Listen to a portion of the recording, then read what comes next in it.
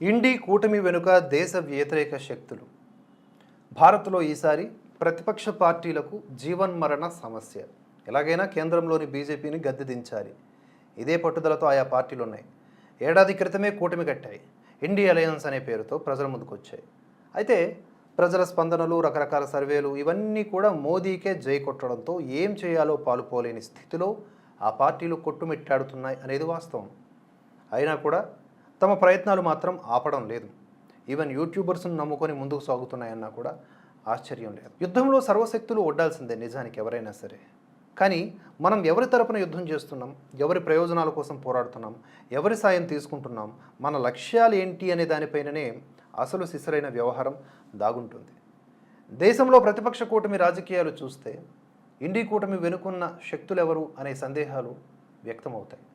తాజాగా కాంగ్రెస్ అగ్రనేత రాహుల్ గాంధీపై పాకిస్తాన్కు చెందిన ఓ మాజీ మంత్రి సోషల్ మీడియాలో అనుకూల వ్యాఖ్యలు చేశారు. ఎన్నికల ప్రచారంలో రాహుల్ ప్రసంగించిన వీడియోను షేర్ చేసి రాహుల్ ఆన్ ఫైర్ అని రాసుకొచ్చారు.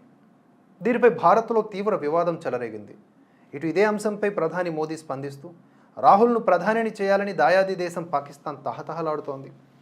కాంగ్రెస్ పాకిస్తాన్ మధ్య బలమైన బంధం ఉంది, ఆ విషయం ఇప్పుడు బయటపడింది అని అన్నారు. కాంగ్రెస్ పార్టీ అస్తిత్వాన్ని కోల్పోతున్న సమయంలో పాకిస్తాన్ కన్నీళ్లు పెట్టుకుంటోందని, కాంగ్రెస్ యువరాజును భారత ప్రధానిని చేయాలని పాక్ నేతలు ప్రార్థనలు చేస్తున్నారని తీవ్రస్థాయిలో ఆరోపించారు మోదీ.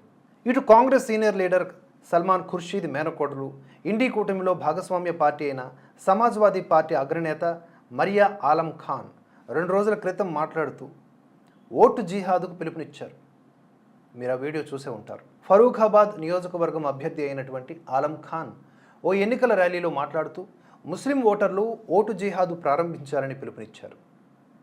బీజేపీ ప్రభుత్వాన్ని తప్పించేందుకు ఇదొక్కటే మార్గమని ఆమె చెప్పింది. అంతేకాదు, ఆమె ప్రసంగించిన సభలోనే సల్మాన్ ఖుర్షీద్ కూడా ఉన్నారు. ఆమె వ్యాఖ్యలు సరైనవేనని చెప్పుకొచ్చారు. దీనిపై స్పందించిన మోదీ ఇండి కూటమి ప్లాన్ను ఆ మహిళా నాయకురాలు బహిర్గతం చేశారని అన్నారు.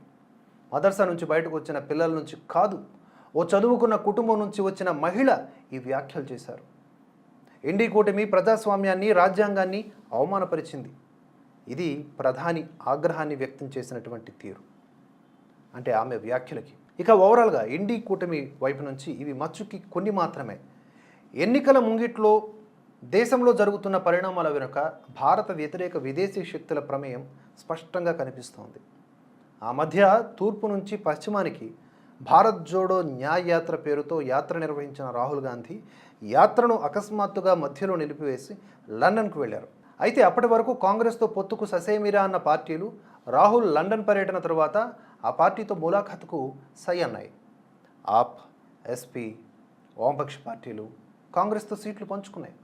అయితే రాహుల్ గాంధీ లండన్ పర్యటనలో భారత్ వినాశనాన్ని కోరే జార్జ్ సోరోస్తో సమావేశమయ్యారు అని ఒకంత సమాచారం. ఇదే అనుమానాన్ని ఓ కేంద్ర మంత్రి సైతం వ్యక్తపరిచారు. ఇక ఆప్ అధినేత ఢిల్లీ సీఎం కేజ్రీవాల్ అరెస్ట్ అయిన వ్యవహారంలో విదేశాలు వరుసపెట్టి తమ స్పందనలు తెలియజేశాయి. అబ్జర్వ్ చేశారా? ముందుగా జర్మనీ, తర్వాత అమెరికా, తర్వాత కెనడా.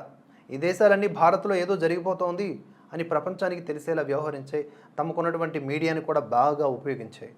భారత్లో ప్రజాస్వామ్యం ప్రమాదంలో పడిపోయిందనే లెవెల్లో కథనాలు రాసుకొచ్చి రీసెంట్గా వాషింగ్టన్ పోస్ట్ వరకు. అయితే కేజ్రీవాల్ అరెస్ట్ అయిన సమయంలో ఆ party senior leader MP Raghav Chadha అసలు మీడియా ముందుకు రాలేదు. ఆరా తీస్తే అసలు ఆయన దేశంలోనే లేడని తేలింది. ఆ సమయంలో రాఘవ్ చద్దా లండన్లో పర్యటిస్తున్నాడు. అక్కడ ఖలిస్తానీ మద్దతుదారులతో సమావేశమైనట్లుగా కూడా కథనాలు వచ్చాయి. ఇప్పుడు తాజాగా రాహుల్పై పాకిస్తానీ మంత్రి స్పందించటం, ఎస్పీ అగ్రనాయకురాలు ఓట్ జిహాద్కు పిలుపునివ్వడం, ఈ ఘటనలన్నీ కూడా తీవ్ర ఆందోళన కలిగిస్తూ ఉన్నాయి. ఎన్నో అనుమానాల్ని రేకెత్తిస్తున్నాయి. మీరేమంటారు? కామెంట్స్ రూపంలో తెలియజేయండి. Thanks for watching. జై హింద్, జై భారత్.